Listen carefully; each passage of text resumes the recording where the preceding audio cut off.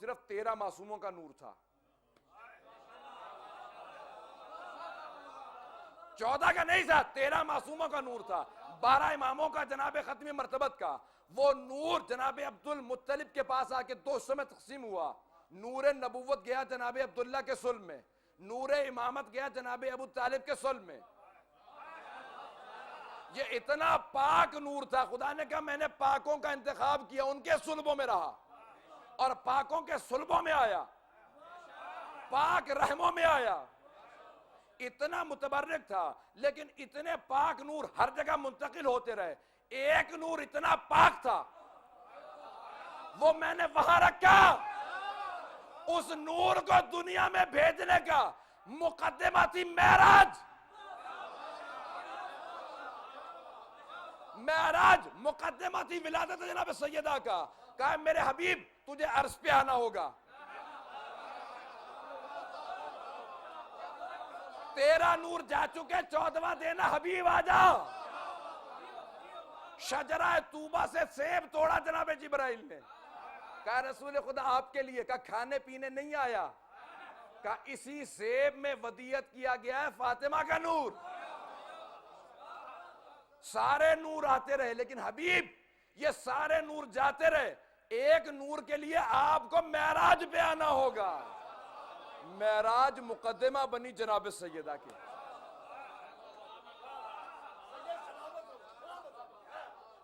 معراج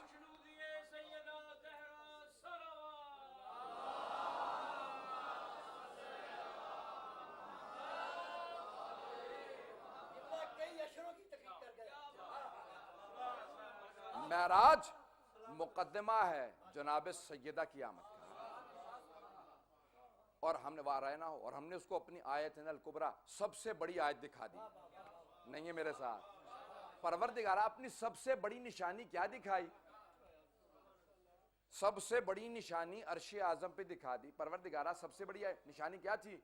کہا وہ نور جو نہیں بھیجا تھا، زہرا کے لیے مقدمہ بنایا معراج کو، حبیب عرش پہ آ جائے ایک نور دے کے بھیجنا ہے۔ یہ جناب سیدہ کی آمد ہے۔ اب سوچئے کتنی باعظمت بی بی ہے۔ حضرات اب پیش کرنا چاہتا ہوں 2 حدیث، اگر آپ ہوں میرے ساتھ۔ میں تردد میں ہوں کہ پیش کروں کہ نہیں کروں، برداشت کر سکیں گے؟ سنیں گے؟ طاقت ہے؟ حضرات 15-20 منٹ مجھے چاہیے، اور اگر طاقت تو سن لیجئے پھر۔ حضرات پیغمبر اسلام نے فرمایا ہے، اب مجھے تمہید مقدمہ بنانا ہے اس حدیث کو پیش کرنے کے لیے تاکہ طاقت آ جائے۔ حضرات پیغمبر اسلام نے فرمایا کہ اگر تمہارے گھر میں بیٹے کی ولادت ہو تو بیٹا نعمت، اور اگر بیٹی ہو تو وہ رحمت۔ بیٹا نعمت، بیٹی رحمت۔ نعمت چھوٹی ہوتی ہے، رحمت بڑی ہوتی ہے۔ نعمت پہ حساب ہے،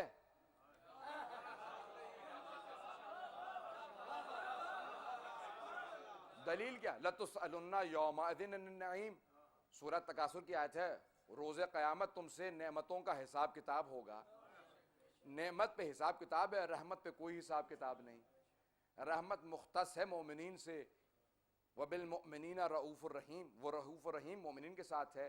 تو پیغمبر فرماتے ہیں تمہارے گھر میں بیٹا ہو تو نعمت، بیٹی ہو تو رحمت۔ قرآن کہتا ہے میرے حبیب وَمَا أَرْسَلْنَاكَ إِلَّا رَحْمَةً لِلْعَالَمِينَ، ہم نے آپ کو بھیجا تو بس عالمین کے لیے رحمت، وہ ہے رب العالمین۔ اس نے نبی کو بنا کے بھیجا رحمت للعالمین۔ نہیں ہے میرے ساتھ؟ اگر پہنچ گئے ہوتے تو پہنچ گئے ہوتے۔ آئیے ذرا پہنچاؤں۔ پیغمبر نے کہا اگر بیٹا ہو تو نعمت، بیٹی ہو تو رحمت۔ رحمت للعالمین کی رحمت کا نام ہے فاطمہ۔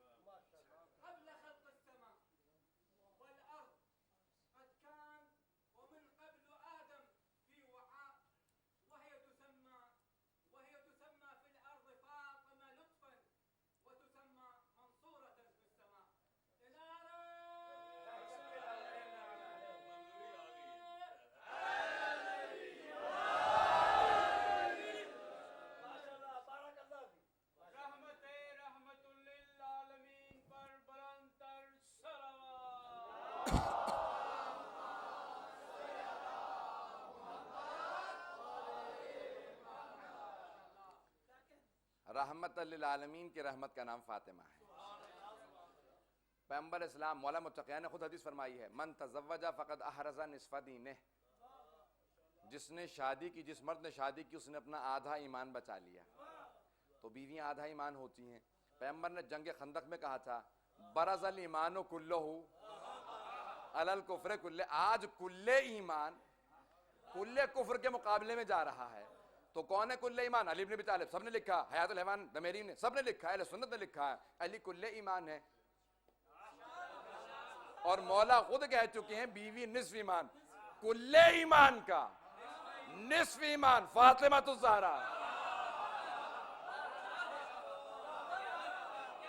سنیں گے حضرات، اگر جاگ رہے ہوں، پیغمبر اسلام نے فرمایا ہے، جامع ترمذی کے اندر ہے، الحسن والحسین سیدہ شباب اہل الجنہ، حسن و حسین جوانان جنت کے سردار ہیں۔ اور پیغمبر نے فرمایا ہے الجنت تحت اقدام الامہات، جنت تمہاری ماؤں کے قدموں تلے ہے۔ سارے مردوں کی جنت ان کی ماؤں کے قدموں تلے، جوانان جنت کے سرداروں کی جنت فاطمہ کے قدموں تلے۔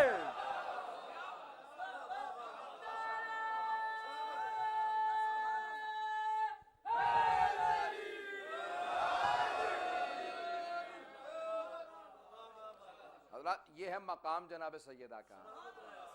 یہ تین نسبتیں ہیں، پیغمبر اسلام نے کہا ہے تین نسبتیں ہیں، باپ سے، شوہر سے، بیٹوں سے۔ شاید اسی لیے علامہ اقبال نے جب تقابل کیا جناب مریم و جناب زہرا کا تو فرمایا تھا مریم از یک نسبت ہے عیسیٰ عزیز، از سے نسبت حضرت زہرا عزیز۔ ارے مریم و زہرا کا کیا تھا مقابلہ؟ مریم کو ایک عیسیٰ سے نسبت ہے، از یک نسبت عیسیٰ عزیز۔ زہرا کو تین نسبتیں ہیں، رحمت للعالمین کی بیٹی ہے، کل ایمان کا نصف ایمان ہے، جوانان جنت کے سرداروں کی جنت اس کے قدموں تلے ہے۔ یہ ہے بی بی سیدہ، یہ ہے خاتون جنت۔ سمجھ میں آیا کون ہے جس بی بی کو ہم مانتے ہیں، کس بی بی کے فضائل سننے بیٹھے ہیں، جس بی بی کا ایسا مقام ہے، جس بی بی کا مقام ایسا ہے۔ پیش کرنا چاہتا ہوں وہ دونوں حدیث، آگے پیچھے پیش کروں گا، جس کے لیے پیغمبر اسلام نے، اس سے پہلے ایک اور ذہن میں ایک بات ہے اس کو پیش کر دینا چاہتا ہوں۔ پیغمبر نے فرمایا کہ تین نقائص ہیں مستورات کے اندر، اور تین خصائص بھی ہیں، خصائص پیش کر چکا، نقائص بھی سن لیں۔ گواہی آدھی، میراث آدھی، اور عبادت ناقص۔ عبادت ناقص ہے، گواہی ناقص ہے، اور میراث ناقص ہے۔ فرمایا عبادت سب مستورات کی ناقص، میری بیٹی کی نہیں، یہ بطول ہے۔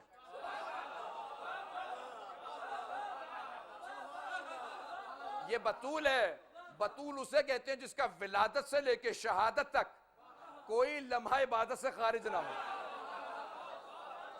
کیسی عبادت؟ آئیں ذرا کنیز جناب فضہ سے پوچھیں، یہ بی بی کیا فرماتی ہیں کہ ہم نے دیکھا، جناب فضہ فرماتی ہیں میں نے خود دیکھا، گھر میں مسلسل ساتھ رہا کرتی تھی، میں نے اپنی آنکھوں سے دیکھا بی بی حسین کا جھولا جھلا رہی ہیں، چکی چلا رہی ہیں، آنکھیں بند ہیں کیونکہ رات کو جاگتی تھی، عبادت کرتی تھی، اور زبان سے تسبیح بھی جاری ہے۔ اسے کہتے ہیں بطول عذرا۔ کہا یہ ہے عبادت کامل ہے۔ پھر گواہی، پیغمبر نے فرمایا اگر کوئی مرد میری بیٹی کے مقابلے میں گواہی دے تو اس کی گواہی رد،